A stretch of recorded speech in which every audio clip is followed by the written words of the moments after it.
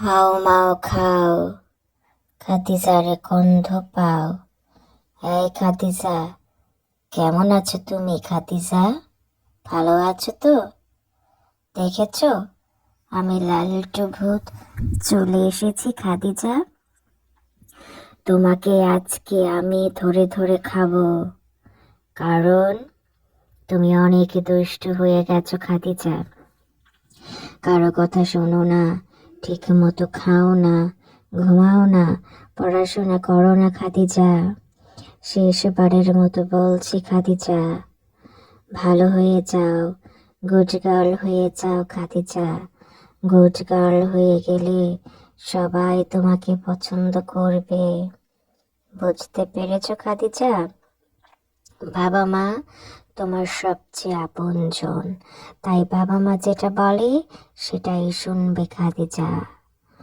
তুমি পড়াশোনা করলে বড় হলে মানুষের মতো মানুষ হতে পারবে খাদিজা। সবাই তোমাকে অনেক ভালোবাসবে। তখন তোমার মাথায় অনেক বুদ্ধি হবে, অনেক জ্ঞান অর্জন করতে পারবে তুমি। সবাই বলবে, দেখেছো খাদিজা কত ভালো, কত বেশি পড়াশোনা করে। তোমাকে দেখিয়ে তখন অন্য বাবা মায়েরা বলবে, তোমরা সবাই খাদিজার মতো হবে। অন্য বাবা মায়েরা তাদের সন্তানকে বলবে তোমার মতো হতে। তখন তোমার কেমন লাগবে খাদিজা? নিশ্চয়ই অনেক ভালো লাগবে, তাই না?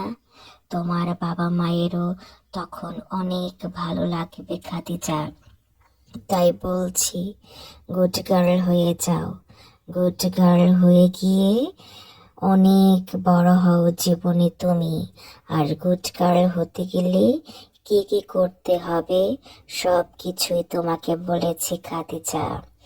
এখন তুমি যদি আমার কথা শুনো তাহলে অনেক ভালো হবে, আর যদি আমার কথা না শোনো তাহলে মনে রেখো, আজকে রাত 12টায়, গভীর রাতে আমি তোমার বাড়িতে এসে তোমাকে টুপ করে ধরে নিয়ে যাব। তারপরে মচমচ করে চিবিয়ে খাবো। মচমচ করে চিবিয়ে খেলে তখন তোমাকে কেউ আর পাবে না। অথবা আরেকটা কাজ করতে পারি, গভীর রাতে তোমার বাড়িতে গিয়ে তোমাকে ধরে নিয়ে আসতে পারি খাদিজা। আমার রাজ্যের নাম লালটু ভূতের রাজ্য। তোমাকে এখানে আনবো খাদিজা।